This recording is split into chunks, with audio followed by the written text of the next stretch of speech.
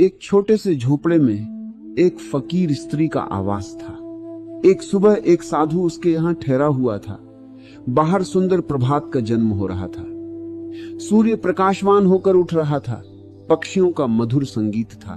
ठंडी और शांत हवाएं बह रही थी। उस साधु ने झोपड़े के भीतर आवाज दी, राबिया, भीतर क्या कर रही हो?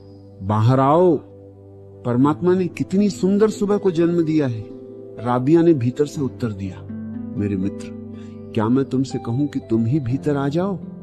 बाहर बहुत दिन रह चुके। मैं तो भीतर उसे देख रही हूं जिसने इस सारे सौंदर्य को जन्म दिया है। दुनिया में दो ही तरह के लोग हैं, एक जो बाहर के सौंदर्य को देखकर जीवन समाप्त कर देते हैं और दूसरे जो भीतर के सौंदर्य को भी देख पाते हैं। बाहर देखने वाले संसार देखते हैं, भीतर देखने वाले सत्य को भी देख लेते हैं। जब सारे समाज, सारे वर्ग, सारे भेद मिट भी जाएं, तब भी ये दो वर्ग बने रहेंगे, बाहर देखने वाले और भीतर देखने वाले। भीतर आने का ये आमंत्रण ही धर्म है।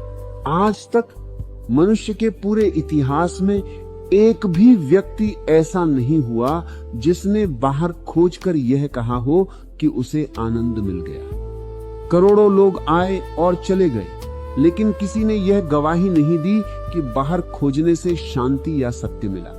हाँ, भीतर झांकने वालों ने हमेशा यही कहा कि वहां आनंद है। ऐसा एक भी व्यक्ति नहीं हुआ जिसने भीतर जाकर कहा हो कि वहां आनंद नहीं। फिर भी हम बाहर ही खोजते हैं। इसका कारण बड़ा सीधा है। मनुष्य की सारी इंद्रियां बाहर की ओर खुलती हैं। आंख बाहर देखती है, कान बाहर सुनते हैं, हाथ बाहर की चीजें पकड़ते हैं। हम एक ऐसे मकान में रहते हैं जिसके सारे दरवाजे बाहर खुलते हैं। इसलिए जब आनंद की प्यास उठती है तो स्वाभाविक रूप से हम बाहर ही खोजने लगते हैं। राबिया की एक और कथा है। एक दिन वह अपने झोपड़े के बाहर कुछ खोज रही थी। लोगों ने पूछा, क्या ढूंढती हो? उसने कहा, मेरी सुई खो गई है। लोगों ने पूछा, कहाँ खोई? वह बोली, भीतर कमरे में। लोग बोले, तो बाहर क्यों खोजती हो? राबिया ने कहा, भीतर अंधेरा था, बाहर रोशनी है। मनुष्य भी वही करता है।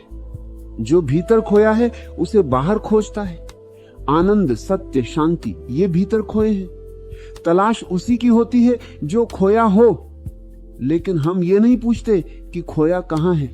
जो ये नहीं पूछेगा उसकी सारी खोज व्यर्थ हो जाएगी। भीतर खोजने की विधि का नाम ध्यान है। ध्यान प्रार्थना नहीं है। प्रार्थना किसी और से की जाती है, ध्यान स्वयं से किया जाता है। ध्यान स्वयं का परिवर्तन है। चित्त को इतना शांत कर लेना कि उसमें कोई लहर न उठे। उस शांत झील में सत्य का प्रतिबिंब दिखाई पड़ता है। एकाग्रता ध्यान नहीं है। एकाग्रता में भी बाहर कोई बिंदु रहता है, नाम, मंत्र, मूर्ति। ध्यान का अर्थ है बाहर से पूरी तरह असंबंधित हो जाना। चित्त का कोई व्यापार न रह जाए। पतंजलि ने इस स्थिति को निरोध कहा है। जो मन से लड़ता है वो मन से हार जाता है। जिन विचारों को हटाना चाहते हैं वही लौट आते हैं। जैसे उस व्यक्ति के साथ हुआ जिसे बंदर का स्मरण न करने की शर्त दी गई। जितना उसने हटाया उतने ही बंदर आ गए। जिसे धक्का देंगे वही लौटेगा। ये चित्त का नियम है। विचारों को हटाना नहीं है, उन्हें देखना है। ध्यान का पहला चरण है दर्शन। शुभ विचार आए, अशुभ आए, न छूने न छोड़े, बस देखते रहें। जैसे जैसे देखने की दृष्टि तीक्ष्ण होगी, विचार पिघल जाएंगे। दर्शन विचार की मृत्यु है। बाहर भी देखने का अभ्यास करें। फूल को देखें, चांद को देखें, बिना सोचे। फिर वही दृष्टि भीतर विचारों पर लगाएं।